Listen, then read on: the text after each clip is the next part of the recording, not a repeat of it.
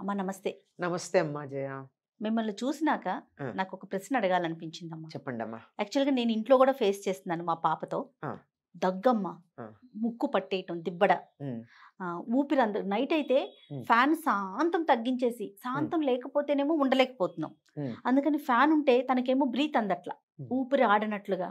అంటే సీజనల్‌గా వచ్చేవే కదా! వీటికి అసలు ఇంటి చిట్కాలు ఏమన్నా ఉన్నాయమ్మా? ముక్కు కారడం లేదు. ఆ, మార్నింగ్ మాత్రమే కారుతోంది. తర్వాత నార్మల్‌గానే ఉంటుంది గానీ మార్నింగ్ కారుతోంది కదా. మార్నింగ్ ఈ లేసినప్పుడు కారుతోంది. అదర్‌వైజ్ ముక్కు పాపం దిబ్బడ్లాగా, నోరంతా ఎండిపోయినట్లుగా అట్లా. ఎండిపోయినట్టు మీరు ఇదంతా కూడా జలుబుతోనే అనిపిస్తోంది. కొద్దిగా కొంచెం అలాగే ముక్కు ఉందమ్మా. పట్టినట్టుంది. ఇది శీతాకాలం లక్షణాలు. ఆ! మీరు గమనించండి. వేసవి కాలం కన్నా వర్షాలు అయిపోయి శీతాకాలం ప్రారంభం కాగానే నేల పగలడం, అవును. మొక్కలు కూడా ఒళ్ళు పగలడం, మొక్కలు కూడా అప్పటిదాకా బాగానే నీళ్లు ఉంటాయి. వేసవికాలం ఒక్కరోజు నీళ్లు పోయకపోయినా చచ్చిపోవు. అవును. కానీ ఈ సీజన్లో ఒక్క పూట నీళ్లు పోయకపోతే వాడిపోతాయి. వాడిపోతాయి. ఏంటంటే ఒక్కసారిగా వాతావరణంలో వచ్చినటువంటి మార్పుని తట్టుకోవడం వల్ల వచ్చేటటువంటి సమస్య, ఆ! తట్టుకోవడానికి వచ్చేటటువంటి సమస్య. అదే గమనించండి, మొక్కల సంగతే చెప్తున్నా. వేసవి కాలంలో ఒక్కరోజు నీళ్లు పోయకపోతే కొద్దిగా వాడినట్టు అనిపిస్తాయి, కొంచెం నీరసంగా. హ్మ్. కానీ ఈ ఋతువులో అయినట్టయితే ఒక పూట నీళ్లు పోయకపోతే, అందులో కుండీల్లో గనక అయితే అసలు ఇహ బతుకుతాయా లేదా అన్నట్టుంటాయి. దీనికి కారణం ఏమిటంటే వాతావరణం పొడిగా ఉండడం. వేసవి కాలంలో ఎండ ఉన్నా కొంత హ్యూమిడిటీ అంటారే, అవునవును. అది ఉంటుంది, తేమ. అవును. ఈ తేమ ఉండనటువంటి కారణం వల్ల శరీరం పగలటం కానీ ఇవన్నీ జరుగుతూ ఉంటాయి. దీంతో పాటుగా ఏం జరుగుతుందంటే, ఈ పొడిగా చల్లగా ఉండే గాలి వల్ల మనం గాలి పీల్చినప్పుడు ముక్కుల్లో కూడా ఉన్నటువంటి తడంతా అరుచుకుపోతుంది, అవును. చెవులు అరుచుకుపోతాయి, నోరు అరుచుకుపోతుంది, విపరీతంగా దాహం అనిపిస్తుంది, నీళ్లు అవును. తాగాలనిపిస్తూ ఉంటుంది. అవును. కళ్ళు కూడా ఏమిటో మంటలు మంటలుగా, తడి లేనట్టుగా, పొడి బారిపోయినట్టుగా అవును. అనిపిస్తాయి. ఇవన్నీ కూడా మా వాతావరణంలో వచ్చినటువంటి మార్పులని శరీరం తట్టుకోలేకపోవడం వల్ల. యెస్. అందరికీ కాదు, ఇది కొద్ది మందికి. కొంతమందికేనమ్మా. కానీ నీరేమో తాగాలనిపించదు. ఆ, యాక్చువల్‌గా ఆ. దాహం అనిపించదు. కానీ తాగాలి, తాగాలి. తాగి తీరాలి ఆ! ప్రత్యేకంగా. ఆ! ఇటువంటి సమయంలో ముక్కు దిబ్బడ వేసి పిల్లలు చికాకు పడిపోతూ ఉంటారు, గాలి అందట్లేదంటారు, ఉమ్, ఆ! అంటూ ఉంటారు. అవునవును.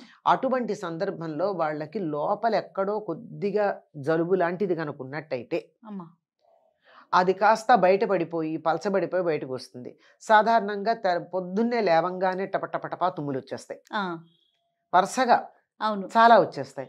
ఆ తర్వాత తుమ్ములు రావు కానీ ముక్కు బిగదీసుకుపోయినట్టు ఉంటుంది. రాత్రిపూట కూడా ఊపిరి అందకుండా ఆ! చికాగ్గా అనిపిస్తూ ఉంటుంది. దుప్పటి కప్పుకోవాలనిపిస్తుంది చలికి, దుప్పటి కప్పుకుంటే ఊపిరి అందదు. అవును. ఇటువంటి పరిస్థితుల్లో వాతావరణంలో మార్పును తట్టుకోవడానికి ముక్కులు వెంటనే మనకు కొద్దిగా సళ్ళిచ్చి ఇబ్బంది లేకుండా ఉండడానికి పరిస్థితులను బట్టి 3-4 పద్ధతులు ఉన్నాయి. వాటిల్లో ఏది అనుకూలంగా ఉంటే అది వేయచ్చు.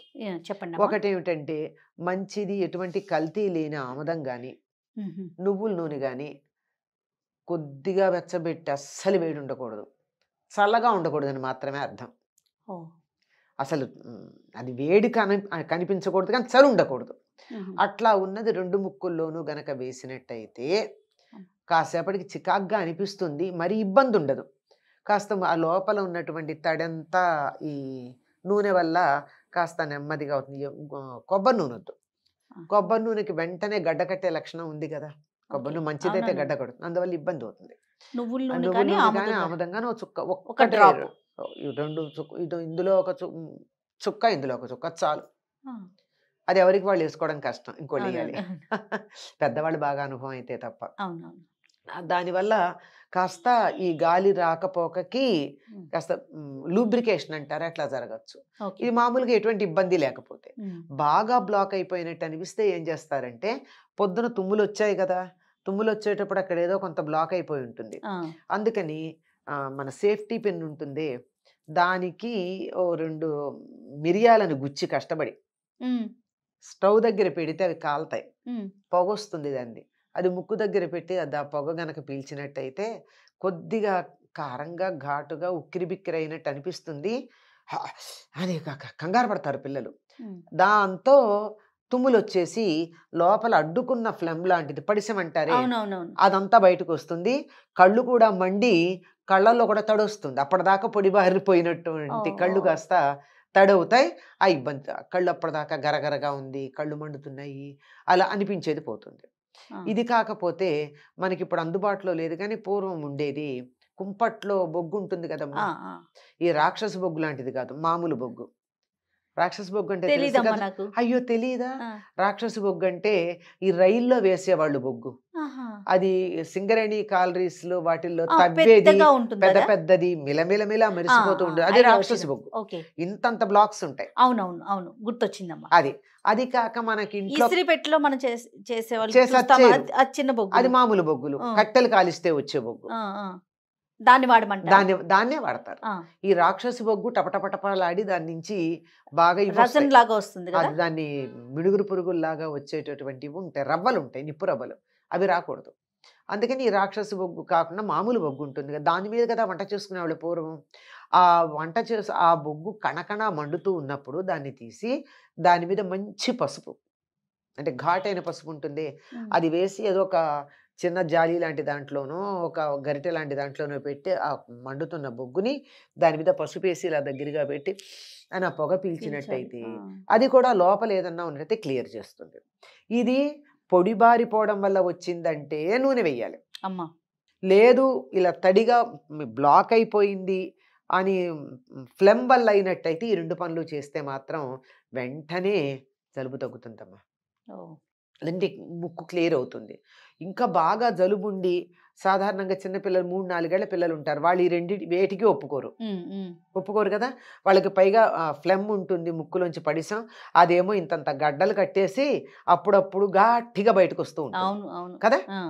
అది వాళ్ళు మహా ఇబ్బంది పడతారు. అట్లాంటి చెప్పలేకపోతారు. చెప్పలేరు, ఏమీ చెయ్యరు. ఆ చీమిడి అంటామే ఆ. పడిసం, ఆ చీమిడి గడ్డ కట్టి ఉండిపోయిందే అది బయటకొస్తే వాళ్ళకి క్లియర్ అవుతుంది కదా! అట్లాంటప్పుడు ఏం చేస్తారంటే తలకి కొద్దిగా నూనె పెట్టి ఎక్కువ అక్కర్లేదు మామూలుగా పెట్టకపోయినా కూడా పర్వాలా. అంటే కొంచెం నూనె ఉంటే మళ్ళీ తర్వాత వాసన వస్తుందని తల రుద్దేసి కొంచెం ఎక్కువ వేడి నీళ్లు తల మీద పోస్తే ముక్కులోంచి గబా గబా గబా గబా ఇదంతా కరిగి కారిపోతుంది. జలుబంతా బయటకు వచ్చేస్తుంది. జలుబు వచ్చేస్తుంది. కొంచెం ఎక్కువ నీళ్ళు వేయాలి. ఓకే. అందుకే చంటి పిల్లలకి కూర్చోబెట్టి జాగ్రత్తగా నీళ్ళు కూడా మనం తల మీద ఇలా కొడతారు కదా. తల మీద ఇలా కొడతారు. ఇలా అడ్డంగా పడుకోబెట్టి Body ఇట్లా కొడతారు. బోర్ల పడుకోబెట్టి కూడా ఇట్లా కొడతారు. కూర్చోబెట్టి ఇంకా కూర్చోబెట్టి చేతులు ఇట్లా అడ్డం పెట్టి కూడా నీళ్లు పోస్తారు. అయ్యాక ఏం చేస్తారు? మెత్తని బట్టతో ముక్కులన్నీ తిరిపెట్టి తీస్తారు. అంటే లోపల ఎక్కడన్నా వాళ్ళకి తుమ్మడం అవి కూడా రాక అడ్డుపడితే ఉంటుంది. ఇలా ఉండేటటువంటి వాళ్ళకి అట్లా నెత్తిని ఎక్కువ కనుక నీళ్లు పోసినట్టయితే అలా బాగా అంటే మళ్ళీ తలలో జిడ్డు ఉండకూడదు.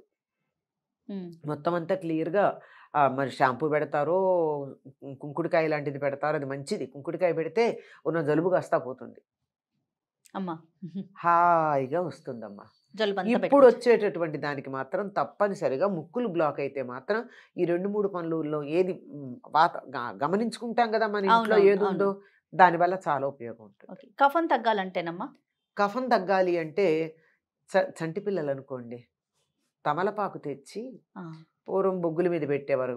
ఇప్పుడైతే మనం స్టవ్ మీద కొద్దిగా ఆమదం రాచి అంటే అంతా ఒక హాఫ్ డ్రాప్ చాలమ్మా. దాన్ని ఇలా అంటే చాలు. దాన్ని ఇలా నిప్పుగా అలా చూపిస్తే చాలు కరుకుగా ఉన్న ఆకు కాస్త మెత్తబడిపోతుంది. ఆ మెత్తబడిన ఆకుని ఇట్లా చేతితో నలిపేస్తే ఒక్క చుక్క రసం వస్తుంది. దాన్ని నిజరసం అంటారు. నిజరసం అంటే నీళ్లు కలపకుండా వచ్చిన రసం. అటువంటి చుక్క గాని ముక్కులో వేసినట్టయితే చిన్నపిల్లలకి బాగా బుసబుసలాడుతూ ఉంటారు, ముసముసలాడుతూ ఉంటారు అంటారే, లోపల నుంచి వస్తూ ఉంటుంది.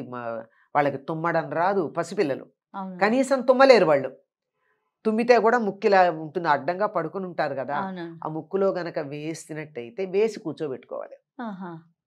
కూర్చోబెట్టుకుంటే తుమ్మేసి అదంతా వచ్చేస్తుంది. చాలా లేదు ఇంకా చంటి పిల్లలైతే ఈ తమలపాకు కొంచెం వేడి చేసి ఇక్కడ పెట్టడం, మాడు మీద లేదంటే పసుపు కొమ్ముని అరగదీసి గంధంలాగా వస్తుంది, దాన్ని మాడు పట్టును పెట్టడం. ఇవి చేస్తే కూడా చంటి పిల్లలకి ఊపిరి అందక తనంతా తన జలుబుందని కూడా తెలియకుండా అవస్థపడుతూ ఉంటారే నరకయాతన, అటువంటి పిల్లలకి చాలా ఉపయోగం ఉంటుంది. కొంచెం పెద్దవాళ్ళకైతే వీటినే కొంచెం చెప్పే చెయ్యాలి, చేయొచ్చు. మరీ పెద్దవాళ్ళు అనుకోండి హాయిగా అసలు జలుబు, దాని తాలూకు జ్వరము, దగ్గు ఇట్లాంటివన్నీ పోవాలంటే అద్భుతమైనటువంటి పని ఉంటుంది. తిప్పతీగ ఉంటుంది కదా! ఎక్కడన్నా పడితే అక్కడ దొరుకుతోంది. అవును. ఇప్పుడు అందరూ గుర్తుపడుతున్నారు కూడా ఈ మధ్య కాలంలో. అవునవును. 3 గ్లాసుల నీళ్లు తీసుకుని 5, 6 తిప్పతీగ ఆకులు శుభ్రంగా కడిగి, తరగకుండా చేత్తో తుంచి చిన్న చిన్న ముక్కలుగా హ్మ్. అందులో వేసి 3 గ్లాసుల నీళ్లు 2 గ్లాసులు అయ్యేదాకా మరగబెట్టి, హ్మ్. దాన్ని వేడిగా ఉన్నప్పుడు పొద్దున కాసిని, మధ్యాహ్నం, సాయంత్రం 3 సార్లు గనక తాగినట్టయితే వారం 10 రోజుల నుంచి ఇబ్బంది పడుతున్న జలుబు కూడా తగ్గుతుంది. ఇలా 3 సార్లు చేస్తే మళ్ళీ ఈ సీజన్ అంతా రాదు. 3 రోజులు వరుసగా చేస్తే. ఓహో! ఇది పెద్దవాళ్ళే. అందులో ఆ తిప్పతీగ ఆకుల వేసినటువంటి రసం ఉందే, దీనికి రుచి ఉండదు, వాసన ఉండదు. కానీ మనం మామూలు వేడి నీళ్ళే తాగడం ఇబ్బందిగా ఉండే వాళ్ళకి ఇది ఒక రకంగా అనిపిస్తుంది. తాగలేకపోతారా? పెద్ద వగరు, చేదు అట్లాంటివేం ఉండవు గానీ, రుచి లేకపోతే తాగలేంగా. హ్మ్. అందుకని తాగడానికి ఇబ్బందిగా ఉంటుంది గానీ, హాస్పిటల్స్‌కెళ్ళే కన్నా నయం గదా! చాలా నయమమ్మా. బా చెప్పారు. హాస్పిటల్స్ చెప్పండది. చుట్టూ తిరిగే లేదంటే కన్నా సూది మందులు నాన్న జాగ్రత్త, సూది పెట్టి గుచ్చకుండా ఉంటుంది. హ్మ్. హాయిగా గోరువెచ్చగా ఎంత వేడి తాగగలిగితే అంత అంత వేడి వేడి. తాగేస్తే హ్మ్. 3 టైమ్స్ ఎ డే. ఓకే. పొద్దున చేసుకునే నీళ్లు చాలు. హుహు. మధ్యాహ్నానికి, సాయంకాలానికి. హ్మ్. లేదంటే తులసాకులతో కూడా చేసుకోవచ్చు. తులసాకులు కూడా తులసాకులు కూడా ఒక గుప్పెడు ఆకులు ఎక్కడ దొరుకుతాయో చూసుకోవాలి. గుప్పెడు కావాలి ఆకులు. ఆ! గుప్పెడు తులసాకులు తెచ్చుకుని నీళ్ళల్లో వేసి, అదైతే మరీ ఇంత మరిగించక్కర్లా. ఆ! తిప్పతీగదైతే 3 గ్లాసులు 2 2 అయ్యేదాకా గ్లాసుల వరకు చేయాలి. అన్నారు. ఆ! మామూలుదయినట్టయితే మామూలు తులసైతే కాస్త మరిగిస్తే చాలు. ఆ! తులసి నీళ్ళు బావుంటాయి గూడాను. అవును. అవును. తాగొచ్చు. అది కూడా 2, 3 సార్లుగా తాగితే బానే ఉంటుంది. ఇంకా ఓపికున్నట్టయితే ఏం జేయొచ్చంటే 4, 5 తులసాకులు తీసుకుని కాసిన్ని నీళ్ళల్లో మరగబెట్టి, మనం తాగే నీళ్ళల్లో మొత్తం కలిపేసేయండి. ఆ! అది కూడా బానే ఉంటుంది. అద్భుతంగా ఉంటుందింకా. అంటే ఇంట్లో అందరికీ రాకుండా ఒక అవునవును. సీజన్ అంతా ఆ పని చేయగలిగితే. అవును. అంటే జలుబొచ్చినప్పుడు గాదు. రోజు ప్రతిసారి. రోజు ప్రతిరోజు. కూడా అట్లా గనక చేసుకున్నట్టయితే అసలు రాదు. ఓకే. ఇలాంటివి పూర్వకాలం ప్రతిదానికి వైద్యుడి దగ్గరికెళ్ళకుండా ఇళ్ళల్లో పరిగెత్తకుండా. పెద్దవాళ్ళు అనుభవపూర్వకంగా చేసేవారమ్మ. అమ్మా! చాలా వరకు ఉపయోగపడతాయి. మన కొద్దిగా ఇలా వాడిన తర్వాత ప్రయోజనం కనపడలేదు అనుకున్నప్పుడు ఆలస్యం చేయకుండా అప్పుడు వైద్యుడి దగ్గరికెళ్ళడం మంచిది. అవును. దీని మీదే ఆధారపడిపోయి ఆరోగ్యాలు పాడు చేసుకోకుండా. హ్మ్. హ్మ్. చాలా బా చెప్పారమ్మా. సంతోషం. నమస్తే అమ్మ. నమస్తే.